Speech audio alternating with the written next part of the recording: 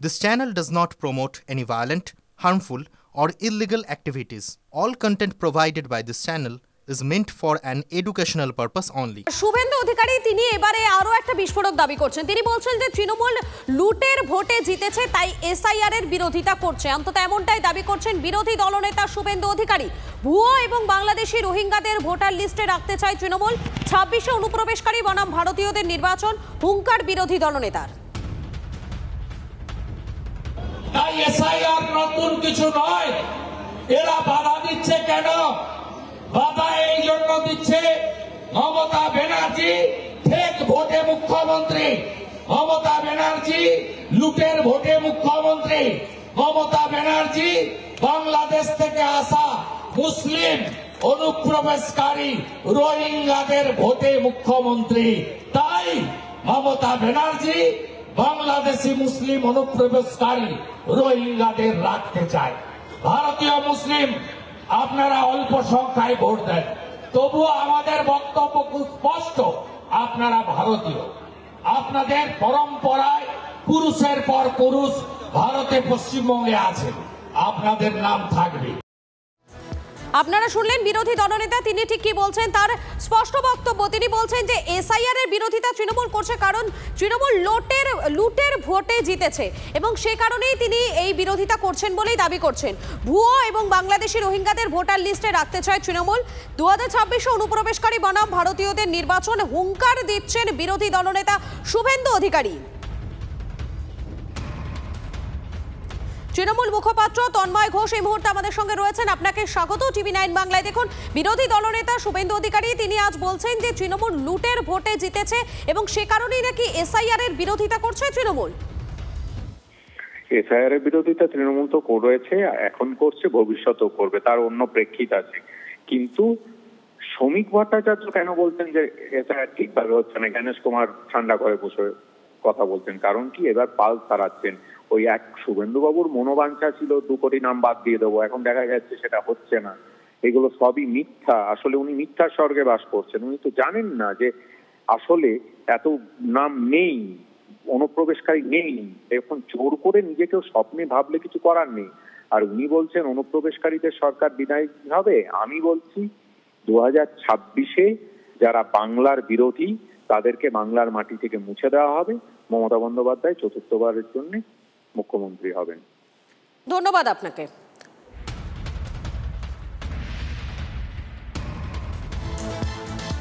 আচ্ছা, এই বঙ্গে এসআইআর এ 1 কোটি নাম বাদের যে তত্ত্ব, সেটা মানতে নারাজ শ্রমিক ভট্টাচার্য।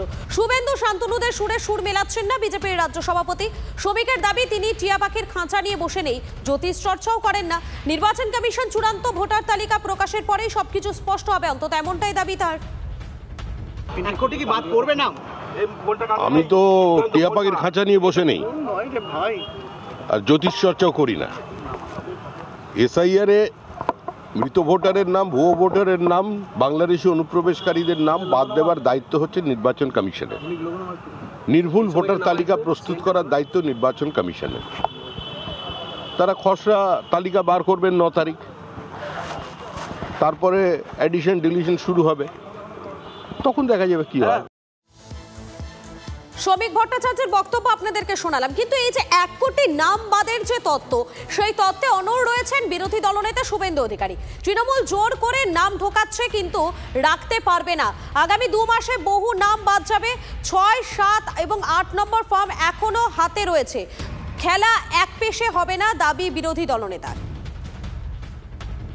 2 মাস চলবে, 1 কোটি নাম বাদ যাবে, লিখে রাখুন, ধারে আগে পরে হতে পারে, কিছু করার নেই।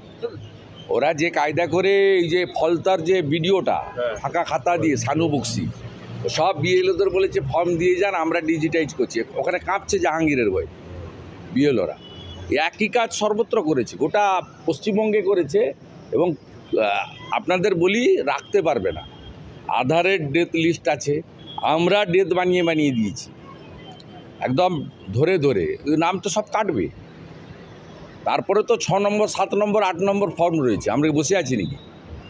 ভারতীয় জনতা পার্টি এই প্রথম 51,083 জন BLA2 দিয়েছে।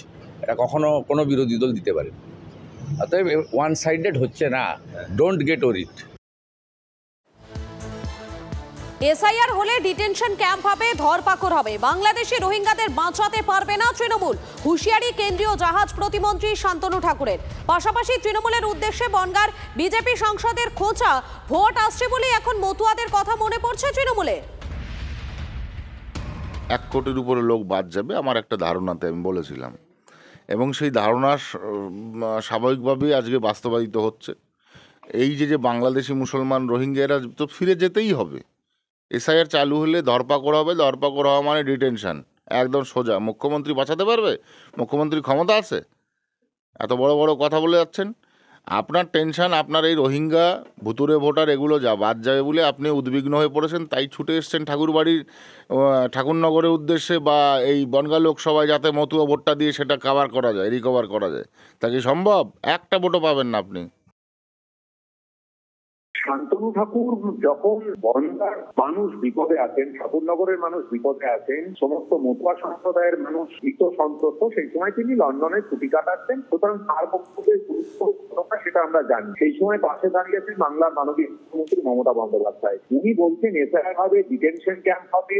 এই যে মতুয়া সম্প্রদায়, মতুয়া ধর্ম দর্শন, সেই ধর্ম দর্শনকে তো উনি হিন্দুত্ববাদী বিজেপি আরএসএস এর হাতে বিক্রি করে দিয়েছেন। বিভিন্ন মতুয়া সম্প্রদায়ের কাছে উনি জবাব দিতে পারবেন না। তার যে জাতি, তার যে ধর্মের মানুষজন, তাদের ডিটেনশন ক্যাম্পে যাবে, তারা তাদের এসআইআর এর ফলে কি হবে সেই অবস্থায় তৈরি করছেন। কারণ নিজের ব্যবসায়িক স্বার্থের জন্য, নিজের রাজনৈতিক স্বার্থের জন্য। অত্যন্ত লজ্জাজনক। মতুয়া মানুষজন আগামী দিনে তার জবাব দেবে।